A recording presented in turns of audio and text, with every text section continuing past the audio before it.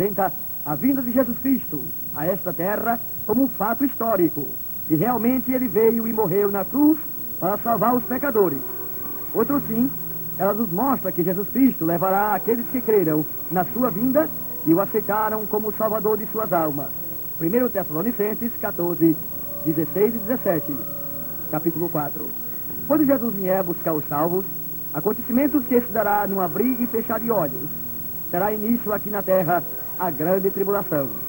Será nessa época que o anticristo se manifestará. Ele trará soluções político-financeiras que o mundo sempre esperou.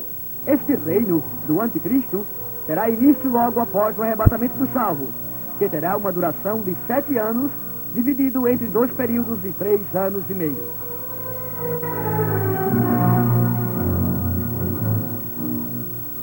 O anticristo será uma pessoa com as seguintes habilidades.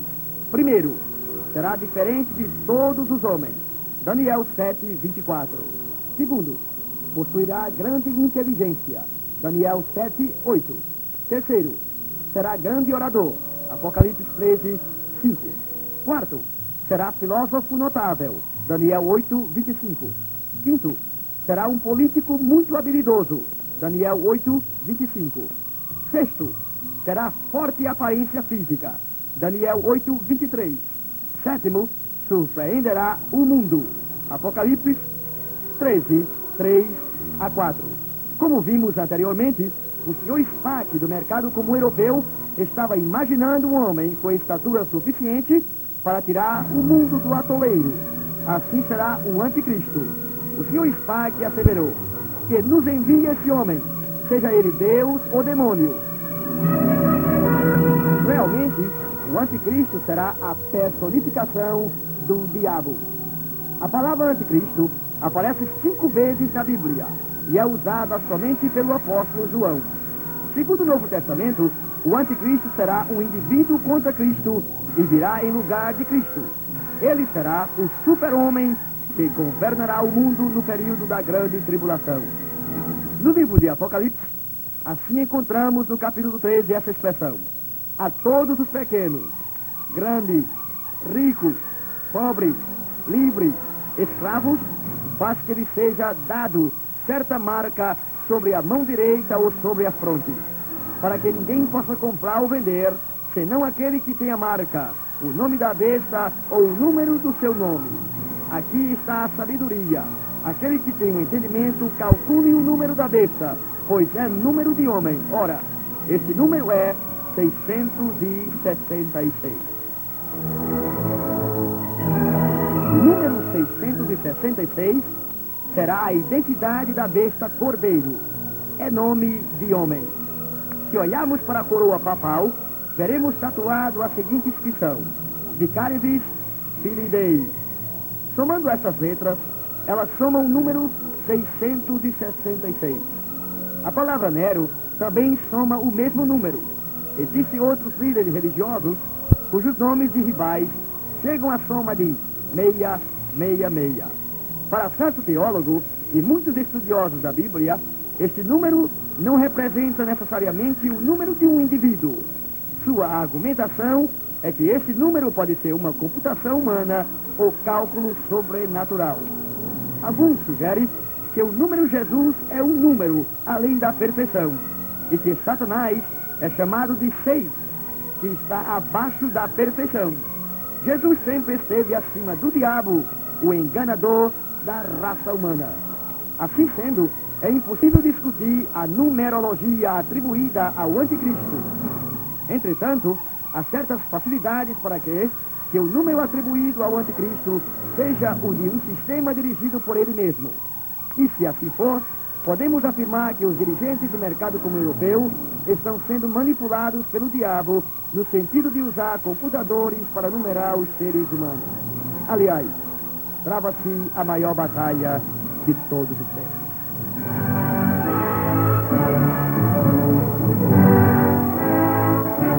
O diabo aclimatiza os homens a sistemas políticos financeiros, diminui a moral através dos meios de comunicação, valoriza o supérfluo e o absurdo, usa os púlpitos e os pregadores como agentes trazendo mensagens vazias, quando não heréticas.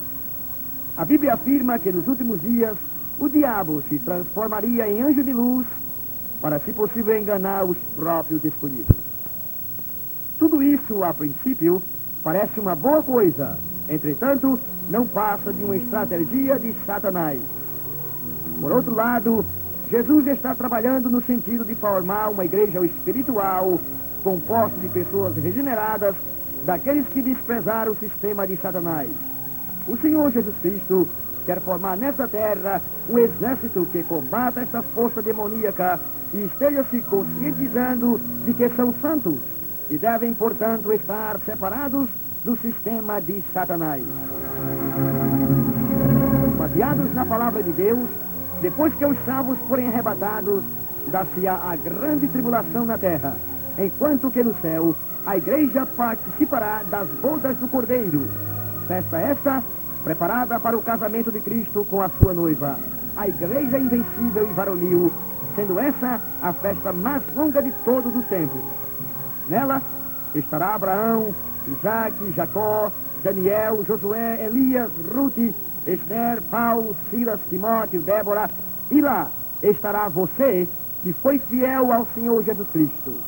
Em outras palavras, lá estará a igreja composta de redimidos, daqueles que entregaram suas vidas a Jesus Cristo e viveram em santidade. Lá não haverá dor, tristeza ou pranto. Apocalipse 21, 4. Os que forem arrebatados gozarão com Cristo por toda a eternidade. Que privilégio! 7 anos depois do arrebatamento, Jesus Cristo virá com os santos para julgar as nações nas terras de Israel. E será nessa época que Israel clamará por Deus e Deus lhe ouvirá. Depois disso, o milênio será implantado sobre a terra, entre os povos vivos. A razão de haver paz no milênio é porque Satanás, o perturbador da raça humana, será amarrado. Com isso, descobrimos que ele é a causa das guerras e sofrimentos da humanidade. Nesse período, a igreja estará em lugar de destaque com Cristo. Quando então o milênio se acabar, Satanás será solto de sua prisão e por um pouco tentará a humanidade. Sabendo que sua época é chegada, fará o possível de destruir muita gente.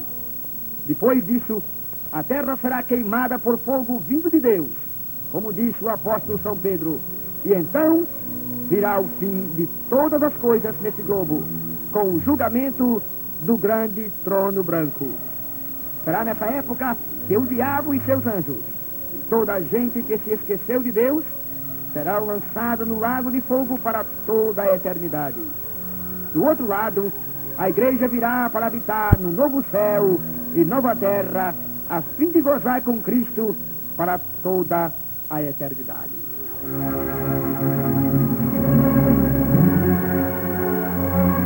A realidade é esta: Cristo voltará num dia comum como os demais. E se ele voltasse agora mesmo, como você o receberia? Com a alegria de quem o está esperando ou com a tristeza de quem nunca o esperou? Disse Jesus: eis que venho sem demora, guarda o que tens, para que ninguém tome a tua coroa. Quem tem ouvido, ouça.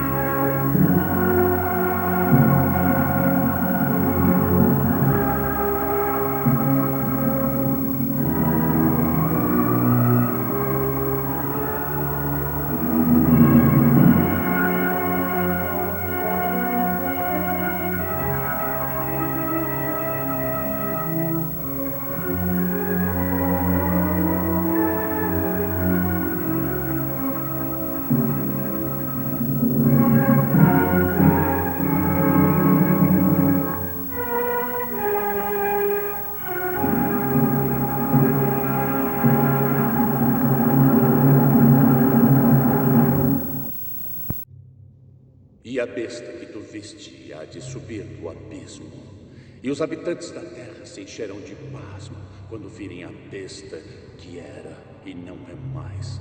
E, no entanto, é.